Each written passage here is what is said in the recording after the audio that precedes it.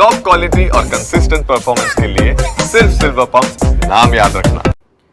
જૂનાગઢના વિસાવદર તાલુકામાં સરકારી અનાજનો જથ્થો સગે વગે થયાનો આક્ષેપ, જ્યાં વિસાવદર તાલુકાના 5 ગામના લોકોએ ધારાસભ્ય ગોપાલ ઇટાલિયાને રજૂઆત કરી કે તેમના ગામમાં સરકારી અનાજનો જથ્થો સગે વગે થયો અને ગ્રામજનોને અનાજ નથી મળ્યું। આ અંગે ગોપાલ ઇટાલિયાએ પુરવઠા નાયબ મામલતદાર સાથે રૂબરૂ મુલાકાત કરી અને ગુનેગારોને તાત્કાલિક સજા મળે તેવી માંગ કરી।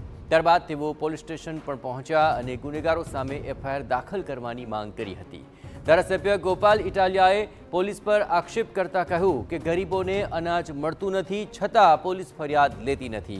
ફરિયાદ દાખલ ન થતાં ગ્રામજનો સાથે ગોપાલ ઇટાલિયા પોલીસ સ્ટેશનમાં જ ધરણા પર બેઠા હતા। આ દરમિયાન પોલીસ અને ધારાસભ્ય વચ્ચે બોલાચાલી થઈ હતી।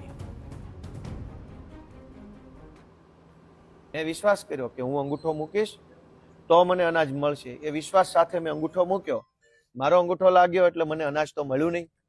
તો મારા વિશ્વાસ સાથે ઘાત થયો છે, એ મારી સાથે વિશ્વાસઘાત થયો છે। હજારો લોકો કહે છે કે અમને અનાજ જ નથી મળ્યું, અમારા અંગૂઠા તો લઈ લીધા છે। તો અંગૂઠો મુકાવડાઈ લીધો ને અનાજ ના આપ્યું તો વિશ્વાસઘાત છે, છેતરપિંડી છે।